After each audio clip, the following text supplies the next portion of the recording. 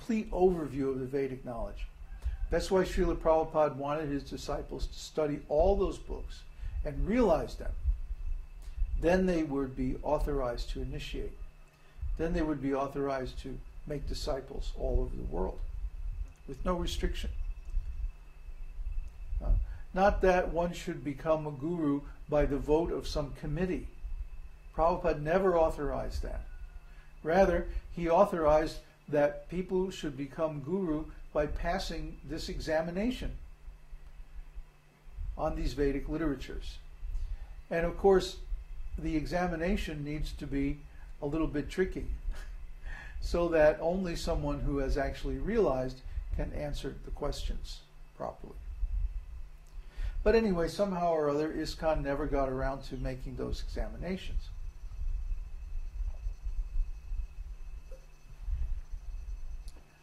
So, therefore, we cannot say that any of the gurus in ISKCON today are actually authorized according to Srila Prabhupada's instructions.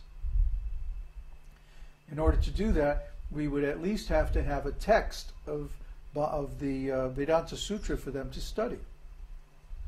But unfortunately, the only text that has been translated into English by any of our devotees is incomplete. It's missing approximately 20%. And I've gone all the way back to the source files held by the executor of that devotee's estate, and the information is gone. It's lost. It's not there. So part of what we have to do is to reconstruct this work that's been done so far. And then we have to add additional references and also additional topics of background knowledge, because people today don't have the advantage of studying the Vedas their whole life. At least most of them are relatively new.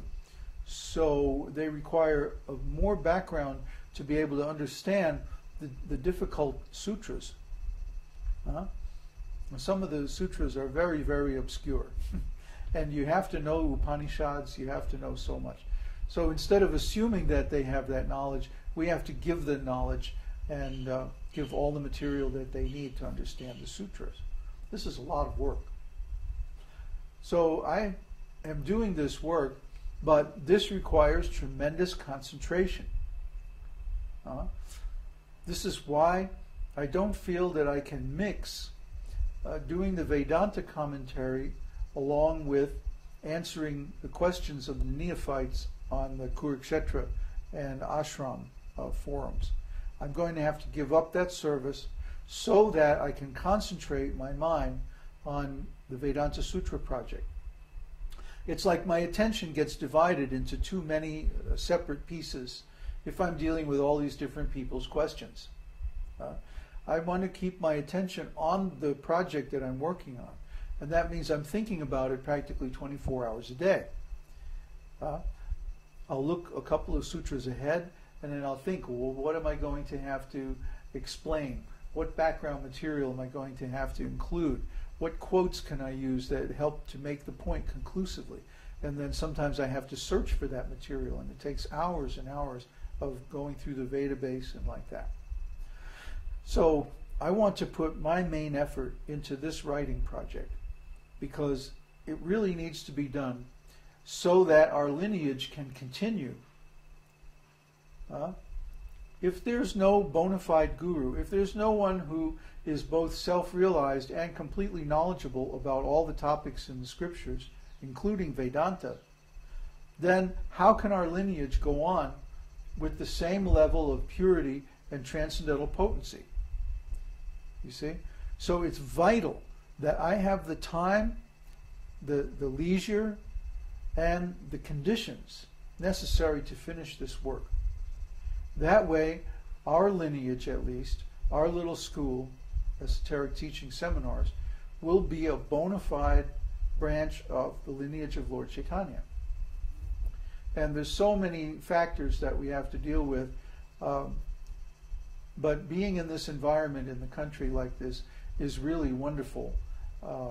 It's the only reason why I can even contemplate doing this kind of work, because it's very difficult and exacting. So I'm asking for your help. I'm asking for the help of all the students, of all the visitors on the site, to please take up some of the service that I've been doing and free up my time and energy so I can concentrate on the Vedanta work. I hope it's not too much to ask. And to please support our retreat center in Mexico, because this gives us the conditions that we need to do this work. The concentration, the pure environment is very, very important.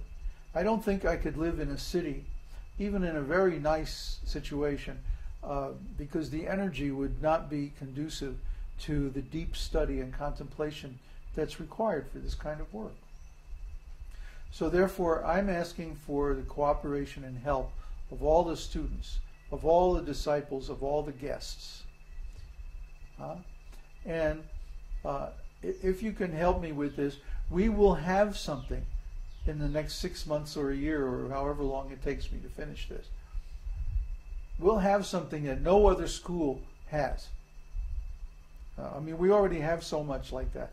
But we'll have something that's conclusively far and beyond all the others, and shows that we have the actual esoteric teaching of the Vedas. So in that way, we'll actually be able to attract the highest quality students, and also to give them the best knowledge that's available through our disciplic lineage. We want to implement all the instructions of Srila Prabhupada that his other disciples have failed to implement. And this is a very important one. Another really important one is that we have a self-sufficient agricultural community. And we have all the facility to do that now. All we're lacking is the people and the funding.